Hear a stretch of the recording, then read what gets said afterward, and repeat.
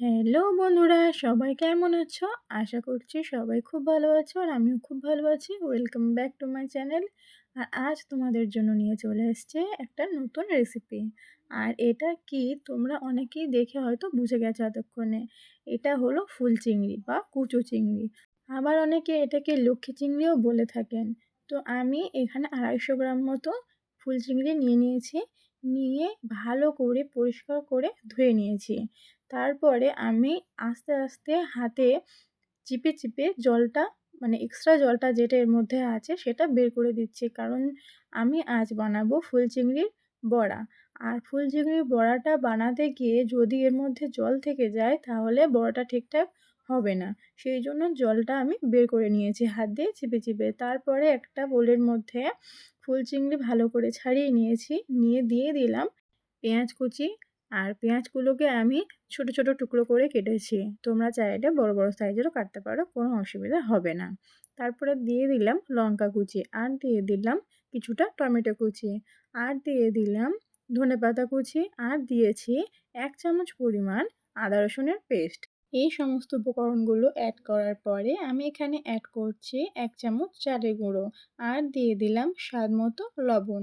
আর এখানে আমি 1.5 চামচ মতো লঙ্কা গুঁড়ো ব্যবহার করছি। তোমরা তোমাদের স্বাদ অনুযায়ী ঝালটা কম বেশি করে নেবে।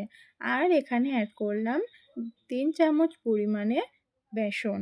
আমি এখানে বেসন খুব বেশি অ্যাড করছি না, কারণ এই চিংড়ির বড়াটা যদি বেসন বেশি হয়ে যায় খেতে একদমই ভালো লাগবে না। আর চিংড়ির বড়াটা যাতে একদমই মচমচে হয় আর খেতে খুব টেস্টি হয়, সেই জন্য আমি এখানে চালের গুঁড়োটা ব্যবহার করেছি। তোমরা চাইলে নাও করতে পারো, কিন্তু চালের গুঁড়োটা অ্যাড করলে ভালো মুচমুচে হয়, সেই জন্য আমি অ্যাড করেছি। সমস্ত উপকরণ অ্যাড করে দেওয়ার পরে আমি হাতের সাহায্যে ভালো করে চিংড়ি মাছটাকে মাখিয়ে নিয়েছি। আর এখানে আমি আগে থেকে কড়া বসিয়ে রেখেছিলাম। কড়াটা গরম হয়ে যাওয়ার পরে এখানে দিয়ে দিলাম রিফাইন তেল। আর আমি এখানে খুব বেশি তেল দেব না, আমি অল্প তেলই দিয়েছি। আর এই চিংড়ি মাছের বড়াটা আমি অল্প তেল দিয়ে ভেজে নেব। একে একে আমি বড়াগুলো দিয়ে ভেজে নিচ্ছি। আর তোমরা দেখতেই পাচ্ছ বড়ার এক সাইডটা হয়ে গিয়েছে, আমি উল্টিয়ে দেব অন্য সাইডটা হওয়ার জন্য। আর হ্যাঁ, আমার ভিডিওটা তোমরা কে কোথা থেকে দেখছো অবশ্যই কিন্তু আমাকে কমেন্টে জানাবে। আর আমার এই রেসিপিগুলো তোমাদের কেমন লাগে সেটাও কিন্তু আমাকে জানাতে ভুলো না।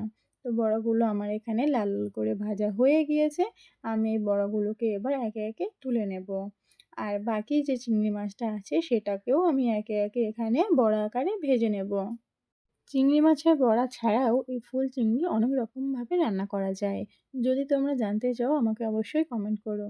তোমাদের সঙ্গে গল্প করতে করতে চিংড়ি মাছের বড়াগুলো আমার সবকটা ভাজা হয়ে গিয়েছে। ফুল চিংড়ির এই রেসিপিটা তোমাদের কেমন লাগলো অবশ্যই আমাকে কমেন্ট করে জানিও। আর ভিডিওটা ভালো লাগলে লাইক কমেন্ট শেয়ার করে দিও। আর আমার নতুন বন্ধু হয়ে থাকলে চ্যানেলটি সাবস্ক্রাইব করে আমার পাশে থেকো। আর টমেটো সস দিয়েও এটা তোমরা সার্ভ করতে পারো। আর এই রেসিপিটা বাড়িতে কিন্তু অবশ্যই ট্রাই করবে। তোমরা সবাই ভালো থেকো। টাটা বন্ধু।